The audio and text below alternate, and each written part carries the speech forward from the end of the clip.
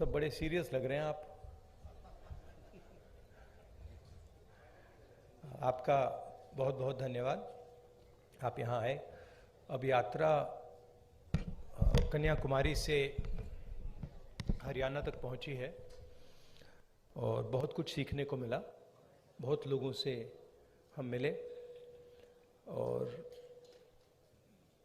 देश के दिल में जो है वो डायरेक्टली सुनने को मिला है हम सबको। हरियाणा में आपने रिस्पांस देखा, बहुत अच्छा रिस्पांस है, एनर्जेटिक एंथुजियास्टिक रिस्पांस है। शुरुआत की थी तो लोगों ने कहा कि देखिए केरला में जो रिस्पांस मिलेगा, जो केरला में रिस्पांस मिला वो कर्नाटक में नहीं मिलेगा, बीजेपी की स्टेट में नहीं मिलेगा। पता लगा कर्नाटक में केरला से भी बेहतर रिस्पांस। फिर कहा कि भाई साउथ में मिला है, अब जब हम महाराष्ट्र पहुंचेंगे तो रिस्पांस नहीं होगा, महाराष्ट्र में साउथ से भी अच्छा। और फिर जब हम हिंदी बेल्ट में जा रहे थे कहते हैं हिंदी बेल्ट में तो बिल्कुल नहीं होगा, महाराष्ट्र में रिस्पांस अच्छा, हिंदी बेल्ट में नहीं होगा। मध्य प्रदेश में देखा और भी इम्प्रूवमेंट। और फिर जब हम हरियाणा में आ रहे थे, नहीं बीजेपी की सरकार है, वो रिस्पांस नहीं मिलेगा, और भी इम्प्रूवमेंट। मतलब जहां जितना हम आगे बढ़ते जा रहे हैं रिस्पांस इम्प्रूव करता जा रहा है। तो मैं हरियाणा के युवाओं से, हरियाणा की जनता से, माताएं बहनों से दिल से धन्यवाद करना चाहता हूं कि आपने इतना प्यार दिया, आपने इतनी शक्ति दी, इसके लिए हम बहुत बहुत आभारी हैं। यहाँ पे लोगों ने, किसानों ने हमें हरियाणा की सच्चाई बताई, सड़कों पे हम चले हैं वो भी हमने देखा। तो रियलिटी हमारे और आपके सामने है। अब आप जो भी सवाल पूछना चाहते हैं पूछ सकते हैं। Would you like me to say it in English? Sorry, would you like me to say it in English और no need? No, I think Hindi is. Dainik Bhaskar से महेश कुमार।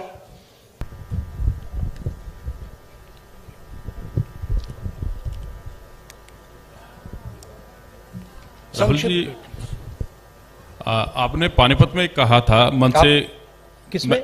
मैं महेश कुमार, दैनिक भास्कर से। हाँ, नहीं आपने क्या पानीपत मैं पूरा हरियाणा ही देखता हूँ। आपने पानीपत में कहा था कि पानीपत तय करता है कि दिल्ली की सरकार किसकी बनेगी, मन से कहा गया था। लेकिन नहीं, मन से कहा गया था, समझ नहीं रैली सुनाई नहीं, आवाज नहीं आ रही मेरी? ओके, फिर थोड़ा माइक को एडजस्ट कर लीजिए। तो माइक आप बोलिए प्लीज। आपने पानीपत में कहा, पानीपत में मन से कहा गया था कि पानीपत तय करता है कि दिल्ली में सरकार किसकी होगी। मैंने कहा पानीपत में मन से कहा गया था। और करनाल में यह कहा गया कि यह यात्रा वोटों के लिए नहीं है। तो इसमें एक कहीं ना कहीं कंफ्यूजन है कि ये एक जन आंदोलन है या राजनीतिक यात्रा है। क्योंकि पॉलिटिशियन जिस भी थॉट के साथ कोई भी एक एक्टिविटी करता है, फुल टाइम पॉलिटिशियन, उसका थॉट तभी लागू होगा जब उसके पास सरकार होगी। तो एक चीज तो मैं ये जानना चाह रहा हूं कि इस यात्रा को हम जन आंदोलन और राजनीतिक यात्रा के बीच में कहां स्टैंड करा, देखें कहां पे है ये। और इसके साथ ही ये चीज है कि एक माइलस्टोन है ये यात्रा, आपकी लाइफ टाइम का है। तो 30 जनवरी के बाद इस माइलस्टोन का टेक अवे पार्टी और आपके पास क्या होगा?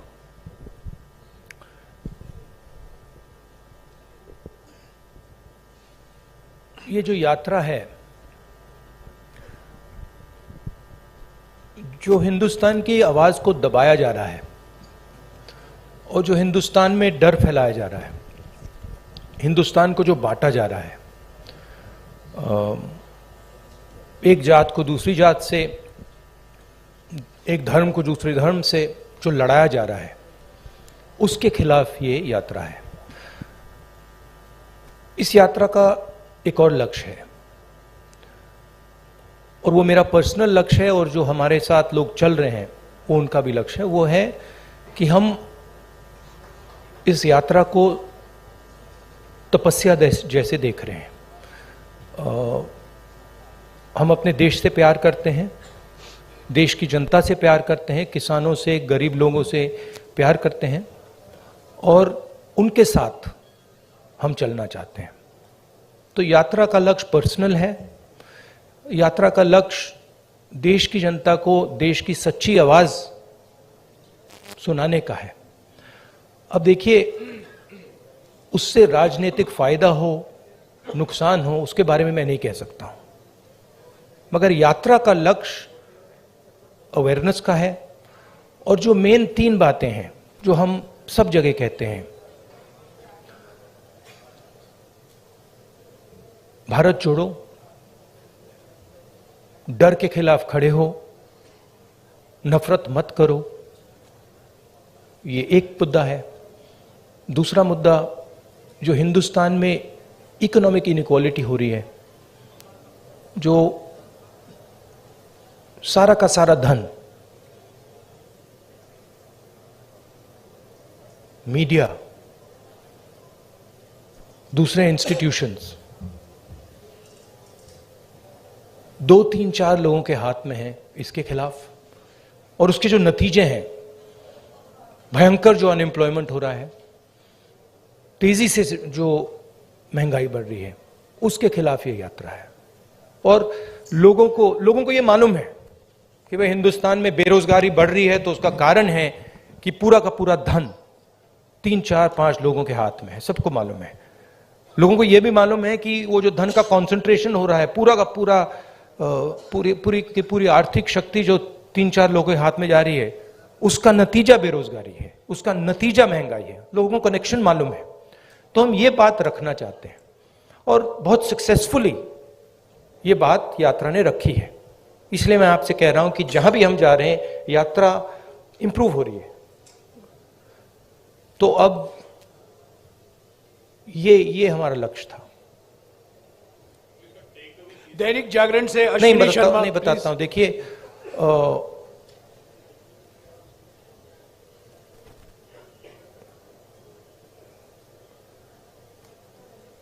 जब अर्जुन मछली की आंख में तीर मार रहा था तो उसने आपसे कहा, उसने कहा कि आंख में तीर मारने के बाद मैं क्या करूंगा? कहा था क्या? नहीं कहा था ना। उस कहानी का मतलब है, वो गीता में भी है, तुम काम करो, जो होना है होगा, ध्यान काम पे रखो। तो वही थिंकिंग है यात्रा की भी। आपका सवाल अच्छा है। यात्रा के बाद एक और काम होगा, उसके बाद शायद एक और काम होगा, फिर आपको जवाब मिल जाएगा। शुक्रिया राहुल जी। जागरण से अश्विनी शर्मा, संक्षिप्त में प्लीज। हेलो, संक्षेप में मेरा सवाल इतना है सर कि यात्रा शुरू होने से पहले का राहुल गांधी और आज के राहुल गांधी में कितना अंतर है? हाँ, थैंक यू। हाँ, यात्रा शुरू होने से पहले के राहुल गांधी और करनाल तक पहुंचे, इसमें कितना अंतर आया है आपके अनुभव में और व्यक्तित्व में? भैया, ये तो आपका डिसीजन है। ये तो आप लोग जज, जूरी और एक्सिक्यूशनर हो। मेरा निर्णय तो नहीं है, मेरा डिसीजन तो नहीं है। तो ये तो आपको डिसाइड करना पड़ेगा राहुल गांधी क्या है, कौन है, क्या नहीं है, क्या बदलाव आया, क्या बदलाव नहीं आया। उसमें थोड़ी सी सच्चाई आप बोल सकें तो अच्छी बात होगी, और नहीं बोल सकें तो वो भी ठीक है। पंजाब केसरी से मनोज राणा।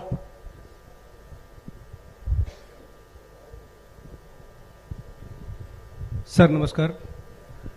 मैं ये जानना चाहता हूँ, वैसे हरियाणा की जनता भी जानना चाहती है कि आगामी विधानसभा चुनाव में सीएम का चेहरा कौन रहेंगे कांग्रेस की तरफ से, क्योंकि भाजपा का तो उन्होंने क्लियर कर रखा है लगभग। हाँ जी, देखिए, मैंने प्रेस कॉन्फ्रेंसेस में 3-4 बार कहा है कि हमारा लक्ष्य यात्रा का है और आप लोग डाइवर्ट करने की कोशिश करते हो। पता नहीं, आप यात्रा को दिखाते ही नहीं हो। आपको कहा गया है कि भाई यात्रा को दिखाओ मत। सोशल मीडिया में मतलब बवाल मचा हुआ है, तूफान आया हुआ है, मगर नेशनल मीडिया में कुछ नहीं दिखाया जाता। और फिर आप प्रेस कॉन्फ्रेंस में आते हो, कहते हो भैया चलो एक डिस्ट्रैक्शन मारते हैं, सीएम कौन होगा, पीएम कौन होगा, अगला सवाल आएगा पीएम कौन होगा, देख लेना आएगा, पक्का आएगा कि डिस्ट्रैक्ट करना है भैया, सीएम कौन होगा, पीएम कौन होगा, फिर उसके बाद आएगा सवाल ऑपोजिशन यूनिटी नहीं है, वो भी आएगा। तो आप करिए जो आपको करना है, मुझे भी करना है काम। Thank you. अमर उजाला से सेवा सिंह। अब भैया पीएम वाला पूछिए, वो 3 हैं आपके, वो हर प्रेस कॉन्फ्रेंस में आते हैं, सीएम कौन, पीएम कौन। अमर उजाला से सेवा सिंह। राहुल जी नमस्कार। कहाँ है? हाँ हाँ जी, सॉरी। शेर यात्रा चल रही है, बहुत चर्चाएं हो रही है, लेकिन कांग्रेस के संगठन की भी उतनी चर्चा हो रही है कि मतलब आगे चुनाव की तैयारियों को देख रहे हैं लोग यात्रा के जोड़ के, तो संगठन की भी इतनी ही चर्चा हो रही है कि संगठन नहीं मतलब बन पा रहा, संगठन नहीं बन पा रहा। जी सर, तो ये कब तक पॉसिबल होगा? कार्यकर्ता भी इंतजार में रहते हैं सर, मेहनत करने वाले। देखिए, सबसे पहले ये कहना कि संगठन नहीं है, ये तो बिल्कुल गलत है।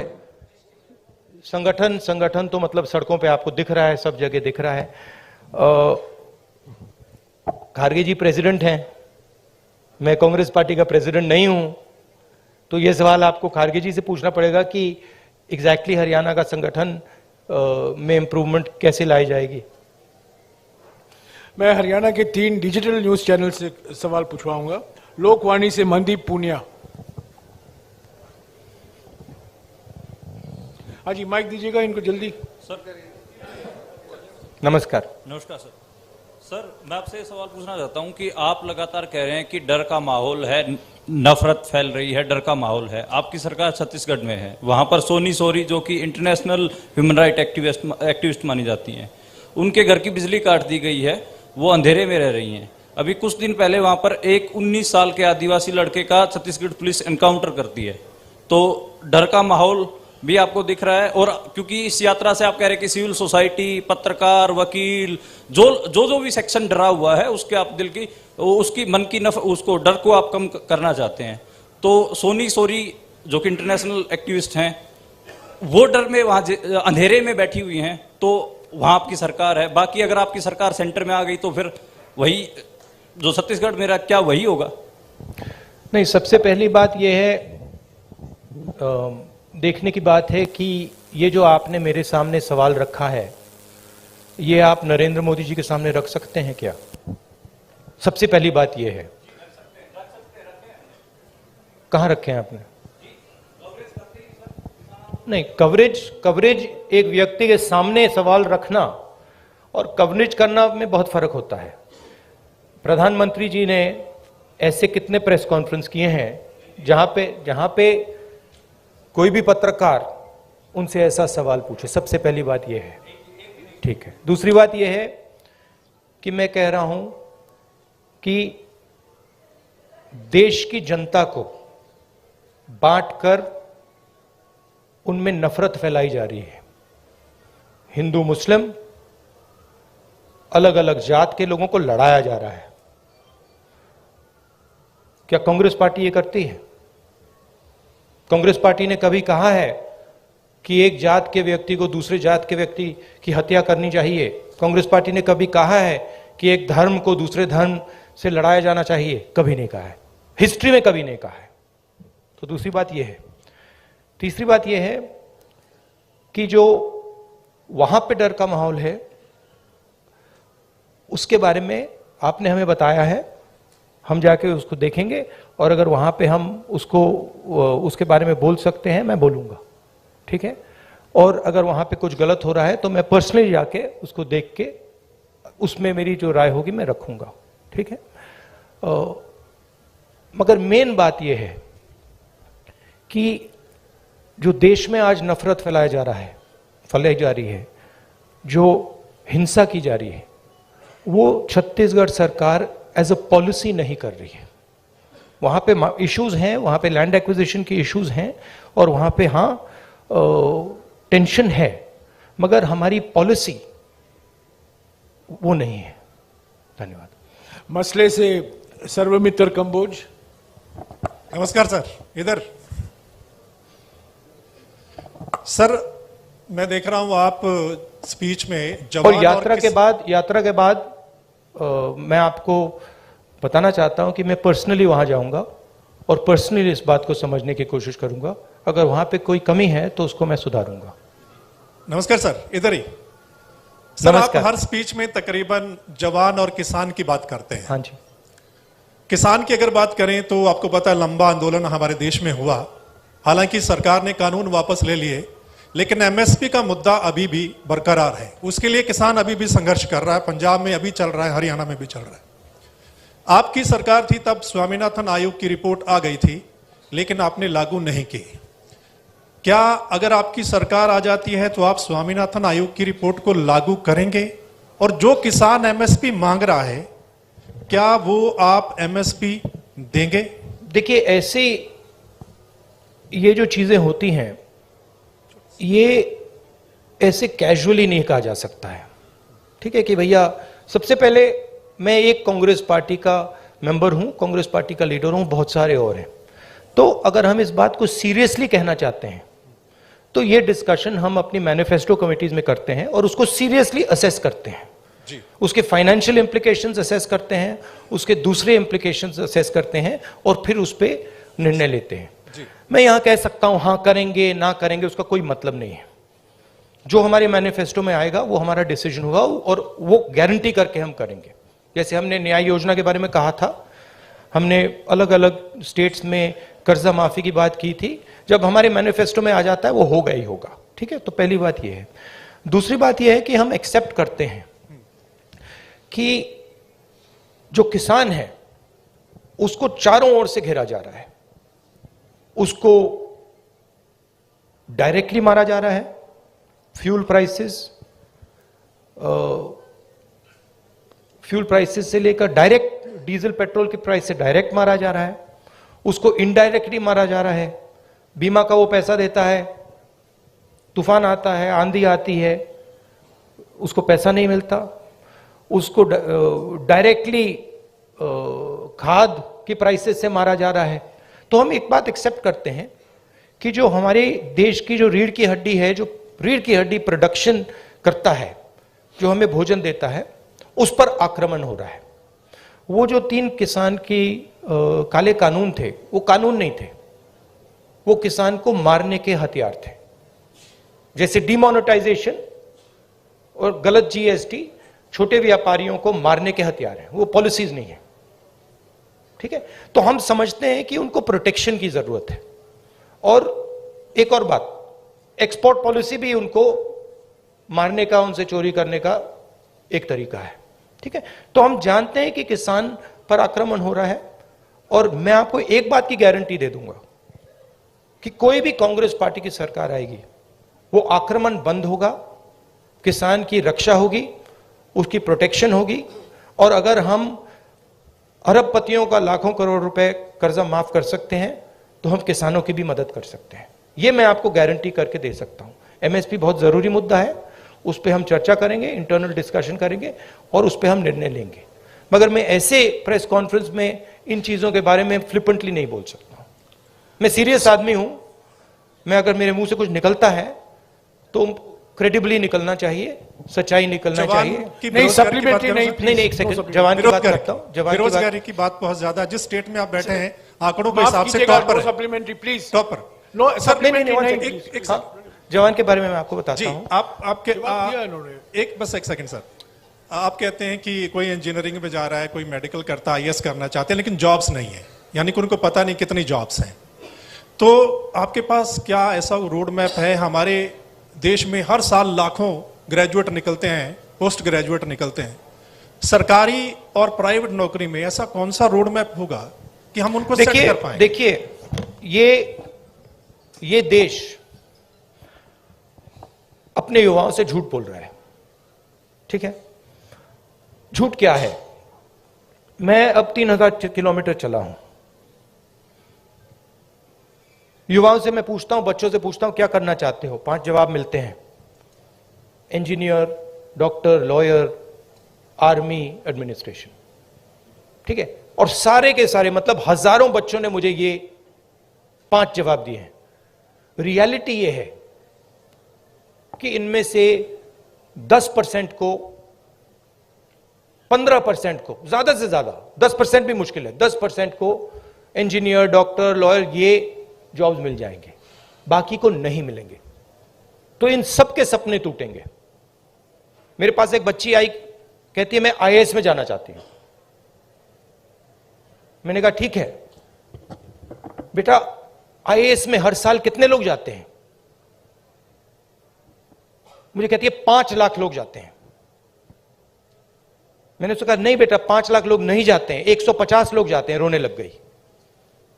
तो ये देश अपने बच्चों से, अपने भविष्य से झूठ बोल रहा है और ये इनका दिल तोड़ेगा। हर रोज इनका दिल टूटता है, इनके सपने टूटते हैं। क्यों टूटते हैं? क्योंकि जो लोग इस देश को रोजगार दे सकते हैं, उनकी हम मदद नहीं करते हैं, उनकी हम प्रोटेक्शन नहीं करते हैं, उनके स्ट्रक्चर के बारे में हम नहीं सोचते। रोजगार कहां से आएगा?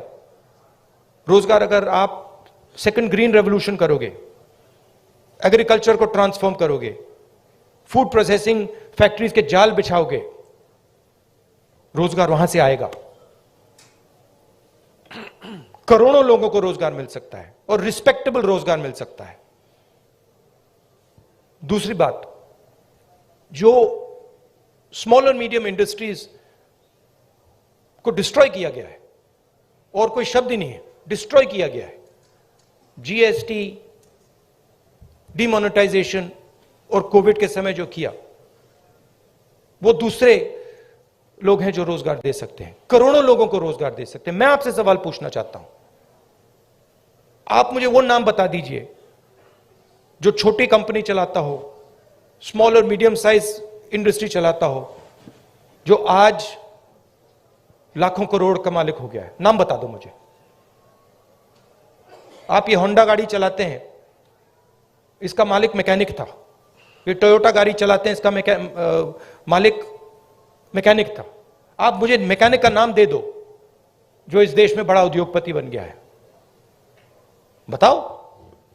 नहीं है। तो जो रोजगार दे सकते हैं, जो सपने पूरे कर सकते हैं, उनकी हत्या हो रही है। तो रोड मैप क्या है?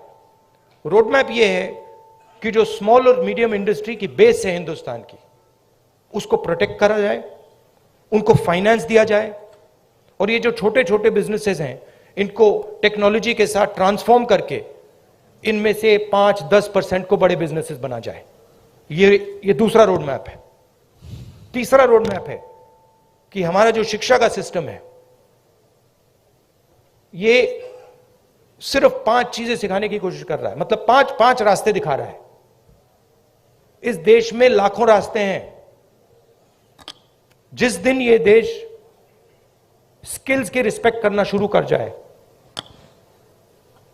उस दिन ये देश सच्चा सुपर पावर बन जाएगा। उस दिन तक ये सब खोखला है।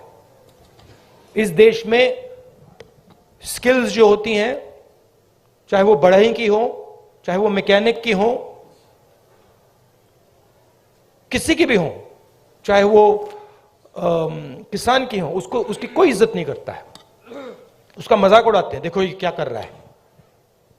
जिस दिन वो हो जाएगा, उस दिन ये देश चाइना का मुकाबला कर जाएगा, और यहां पे made in India, made in India, made in India सब जगह दिखना शुरू हो जाएगा। वो रोड मैप है। धन्यवाद। शुक्रिया राहुल जी। हमारे पास सिर्फ 10-12 मिनट है। सवाल संक्षिप्त में कीजिएगा, और फिर से गुजारिश करूंगा सप्लीमेंट्री मत पूछेगा प्लीज। ये रैपिड फायर होना है। कई लोग को मौका देना चाहता हूं मैं। सत्य खबर से सत्य सिंह। सर नमस्ते। सर पिछले काफी समय से हम लोग देख रहे हैं कि जो कांग्रेस पहले डिफेंस मोड में रहती थी, अब अटैकिंग मोड में है। हर जगह पे जवाब दिया जा रहा है। आपकी टीम ये अच्छा काम कर रही है, पर मैं हरियाणा के संदर्भ में आपसे एक सवाल करना चाहता हूं, और वो सेंटर से ही सवाल रहता है। अभी पीछे राज्यसभा का चुनाव था, अजय माकन जी ने चुनाव लड़ा था। उस समय में एक क्रॉस वोटिंग हुई थी। कांग्रेस के पास वोट पूरे थे, उसके बावजूद कांग्रेस अपना राज्यसभा का सदस्य नहीं भेज पाई थी। उस पे ना आज तक कोई जांच की बात आई है, और ना अभी तक उस पे कोई कार्रवाई जैसी बात है। सर आपसे मैं ये जानना चाहता हूं, क्या इस प्रकार के मुद्दों पर भी, जिस प्रकार से देखिए सोशल मीडिया की बात करें, सोशल फेस बनाने की बात करें, कांग्रेस का जबरदस्त फेस होता जा रहा है, क्या ऐसे मुद्दों पर भी पार्टी में चर्चा होती है? Distraction attempt number 2। देखिए, ये ऑर्गेनाइजेशनल मामला है। यहाँ पे पीसीसी प्रेसिडेंट बैठे हैं, खारगे जी प्रेसिडेंट हैं, ये आप उनसे पूछिए, इनसे पूछिए। मेरा लक्ष्य क्लियर है, जो देश की आवाज है उसको सामने लाने का। अच्छा अटेम्प्ट था, मैं कहूं कि उससे अच्छा था, ज्यादा सोफिस्टिकेटेड था, मगर मैं डिस्ट्रैक्ट नहीं होऊंगा। Thank you. शुक्रिया राहुल जी। टोटल टीवी से प्रदीप। नमस्कार राहुल जी, धन्यवाद। नहीं, एक और बात जो आपने कहा, नहीं एक बात आपने कही जिसका मैं जवाब देना चाहता हूं। आप बैठ सकते हैं। ये कांग्रेस का प्रेस कॉन्फ्रेंस है, बीजेपी का नहीं है, आरएसएस का नहीं है। राहुल जी, समय की पाबंदी भी है। नहीं, मगर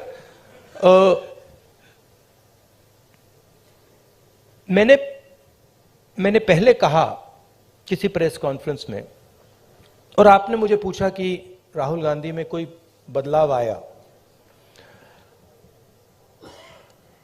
एक बात मुझे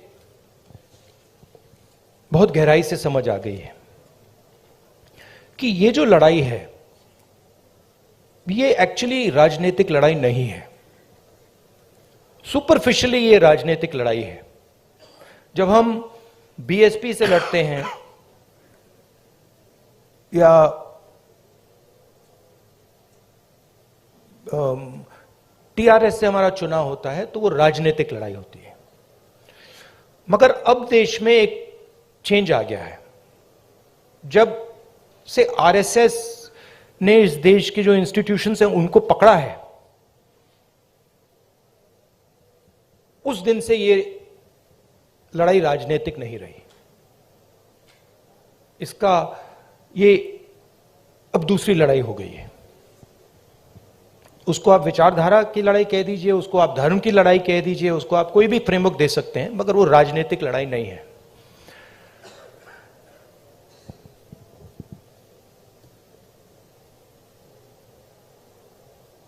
कांग्रेस पार्टी की अगर आप हिस्ट्री देखें, जो आपने कहा कार्यकर्ता में जोश आ गया है, यह तपस्या का संगठन है। इसको अगर आप तपस्या में लगाते हैं तो इसकी एनर्जी बढ़ती है। बीजेपी पूजा का संगठन है, उसको अगर आप पूजा में लगाएंगे उसमें स्ट्रेंथ आती है। अब बीजेपी, अब पूजा दो तरीके की होती है। धर्म की बात कर रहा हूं। पूजा नॉर्मली होती है कि भाई मैं भगवान के पास जाता हूं और मैं उनसे कुछ मांगता हूं, मगर इनिशिएटिव जो पूजा करता है उसका होता है। ठीक है, आरएसएस की पूजा अलग है। आरएसएस चाहता है कि फोर्सिबली उनकी पूजा हो। मोदी जी चाहते हैं, इसलिए वो आपसे नहीं मिलते हैं, कि फोर्सिबली उनकी पूजा हो और देश में सब लोग उनकी पूजा करें। उसका रिस्पॉन्स एक ही हो सकता है, उसका रिस्पॉन्स तपस्या ही हो सकता है, और कोई रिस्पॉन्स नहीं हो सकता है। और इसीलिए ये जो यात्रा है ये बहुत सक्सेसफुल है, क्योंकि इसमें सिर्फ कांग्रेस पार्टी तपस्या नहीं कर रही है, सिर्फ एक व्यक्ति तपस्या नहीं कर रहा है, इसमें लाखों लोग तपस्या कर रहे हैं। और इस यात्रा का मैसेज यही है कि जो मैंने अभी आपको बोला, जो आपने रोड मैप की बात पूछी, कि इस देश में तपस्या की रिस्पेक्ट होनी चाहिए, स्किल्स की रिस्पेक्ट होनी चाहिए, काम की रिस्पेक्ट होनी चाहिए। कांग्रेस पार्टी ये कहती है, हिस्टोरिकली ये कहा है, और बीजेपी कहती है, आरएसएस कहती है कि नहीं भैया, तपस्या की कोई रिस्पेक्ट नहीं होनी चाहिए। जो हमारी पूजा करेगा उसकी रिस्पेक्ट होगी। अब आप इस फ्रेमवर्क से नोटबंदी को देखिए। क्या नोटबंदी ने हिंदुस्तान के गरीब की तपस्या की रिस्पेक्ट की? बिल्कुल नहीं। वो तपस्या पर आक्रमण था। उसका मैसेज था किसान से छोटे मजदूर से, छोटे व्यापारी से, भैया तू जितनी तपस्या करनी है तू कर ले, कुछ फर्क नहीं पड़ेगा, जला देंगे। और बीजेपी आरएसएस इस देश को फोर्स्ड पूजा की ओर ले जा रही है, धन का प्रयोग करके, इंस्टीट्यूशंस को कैप्चर करके, लोगों को डरा के, आप लोगों को डरा के। वो आपसे कह रहे हैं भैया तपस्या मत करो, आपसे कह रहे हैं आपकी जो तपस्या है, जो सच्चाई मतलब आपको अपने टेलीविजन स्क्रीन पे डालनी है, वो मत करो, मार देंगे, हमारी पूजा करो। इसीलिए प्रधानमंत्री जी आपके सामने नहीं आ सकते, क्योंकि उसमें आपकी तपस्या की झलक दिख जाएगी, कहीं ना कहीं से कोई सवाल पूछ जाएगा। तो ये लड़ाई है पूजा और तपस्या के बीच में। हमारा संगठन तपस्या का है, और अगर हमारे संगठन में कमी है तो तपस्या की कमी थी, और उस यात्रा ने इसको क्लियर कर दिया है कि यह तपस्या का संगठन है, वो पूजा का संगठन है। उनका वो काम है, हमारा ये काम है। राहुल जी नमस्कार। शुक्रिया राहुल जी। टोटल टीवी से प्रदीप। राहुल जी नमस्कार, मैं प्रदीप। और ये जो आपने शिव जी की फोटो देखी होगी, ये आपने देखा है, ये सिंबल देखा है आपने, शिव जी की फोटो में देखा है, इसका मतलब क्या है? कोई बता सकता है? आप कहेंगे आशीर्वाद, आशीर्वाद नहीं है, ये अभय मुद्रा है, डरो मत, ये तपस्या का सिग्नल है। अपना काम करो, तपस्या करो, डरो मत। इसीलिए तो कांग्रेस का ये सिंबल है। नहीं, आप हंस रहे हो, मैंने रिसर्च किया है, ये सिंबल कहां से आया, कैसे आया, मैं आपको किसी दिन बता दूंगा, आप हैरान हो जाओगे। अच्छा, आपने गुरु नानक की फोटो देखी है? उसमें भी आपने देखा होगा, देखिए ना। बुद्धा की फोटो देखी है? उसमें भी अभय मुद्रा। महावीर जी की फोटो देखी है? उसमें भी अभय मुद्रा। तो तपस्या डर में बहुत बड़ा गहरा लिंक है, और ये चाहते हैं, और ये इन्होंने पहले भी किया था। फ्रीडम की जो लड़ाई थी, आजादी की जो लड़ाई थी, वो तपस्या की लड़ाई थी, और इन्हीं लोगों ने अंग्रेजों से पूजा करवाई थी। तो हिस्ट्री है ये, उसको मिटाया नहीं जा सकता, रिपीट हो रही है। शुक्रिया राहुल जी। मेरा डर है कि मैं 5 मिनट में इसको जवाब खत्म अच्छा नहीं कर लगा पाऊंगा। राहुल जी A1 5 मिनट है, सिर्फ 5 मिनट है प्लीज। फाइनली टोटल टीवी से प्रदीप। फाइनली धन्यवाद राहुल जी। नमस्कार जयराम जी, धन्यवाद आपका सवाल पूछने का मौका देने के लिए। राहुल जी, हमने देखा है जब ये यात्रा चल रही है, आपकी टी शर्ट बहुत चर्चाओं में है, और खासतौर से मुझे आप लोगों ने डांट भी पड़वा दी, और ये डांट पड़वा दी आपने मुझे, टी शर्ट कर करके मामा ने डांट मार दी मुझे कि तुम कैसे घूम रहे हो। राहुल जी, सवाल मेरा यह है कि ये यात्रा जो है राहुल गांधी की इमेज बदलने में कितनी कामयाब रही है? चर्चा ये भी है राहुल गांधी की इमेज बदली है, आप इसे एक बड़ी उपलब्धि व्यक्तिगत तौर पर देखते हैं? और दूसरा सवाल इसी से जुड़ा, नहीं, एक ही सवाल प्लीज प्रदीप, हरियाणा, एक ही सवाल प्लीज। हरियाणा का जिक्र प्लीज, मुझे रोकना पड़ेगा आपको, प्लीज एक ही सवाल। राहुल गांधी आपके दिमाग में है, मैंने मार दिया उसको, वो है ही नहीं, मेरे माइंड में है ही नहीं, गया, वो गया। जिस व्यक्ति को आप देख रहे हो वो राहुल गांधी नहीं है, वो आपको दिख रहा है। बात नहीं समझे आप? हिंदू धर्म को पढ़ो थोड़ा, शिव जी को पढ़ो, समझ आ जाएगी बात। ऐसे मत, हैरान मत हो, हैरान मत हो। राहुल गांधी आपके दिमाग में है, मेरे दिमाग में है ही नहीं। राहुल गांधी बीजेपी के दिमाग में है, मेरे दिमाग में है ही नहीं। इतना मतलब हैरान क्यों लग रहे हो आप?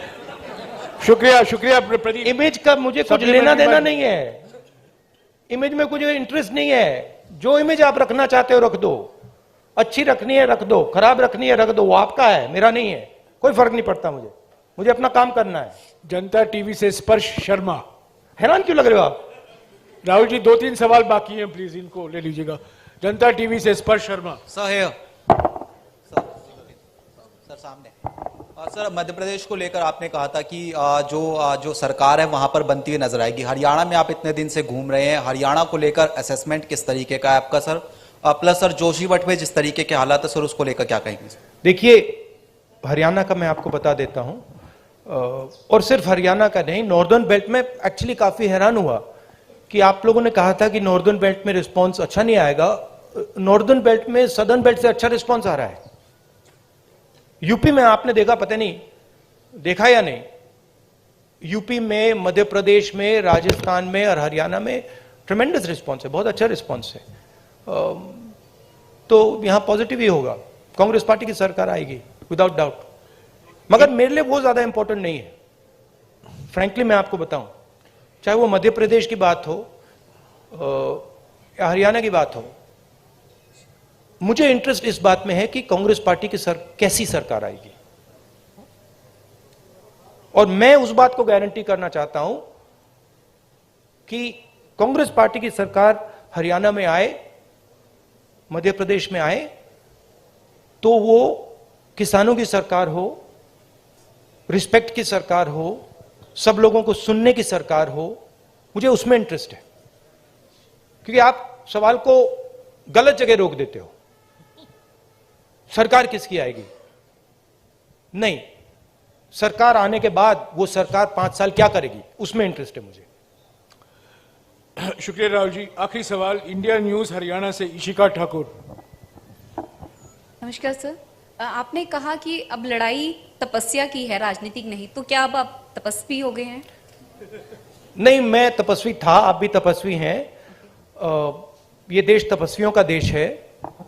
जैसे लोगों ने कहा कि देखो राहुल गांधी कितने किलोमीटर चल गया, लोग ये क्यों नहीं कहते कि देखो किसान कितने किलोमीटर चलता है? हिंदुस्तान का कोई भी किसान नहीं है जो मुझसे ज्यादा नहीं चला है, एक नहीं है। हिंदुस्तान का ऐसा आप एक मजदूर नहीं मिलेगा आपको जो मुझसे कम चला है। हम ये क्यों नहीं कहते देखो देखो मजदूर कितने किलोमीटर चला है? क्योंकि हम तपस्या की रिस्पेक्ट नहीं करते हैं, मैं करता हूं। तो ये चेंज लाना है, और ये देश तपस्वियों का है, ये देश पुजारियों का नहीं है। रियलिटी इस देश की ये है। और अगर जैसे मैंने कहा इस देश को सुपर पावर बनना है, जो आप कहते रहते हो, तो तपस्वी की रिस्पेक्ट करनी पड़ेगी, उत्पादक की रिस्पेक्ट करनी पड़ेगी, उससे गले मिलना पड़ेगा, बैंक के दरवाजे उसके लिए खोलने पड़ेंगे, उसकी प्रोटेक्शन करनी पड़ेगी। शुक्रिया राहुल जी।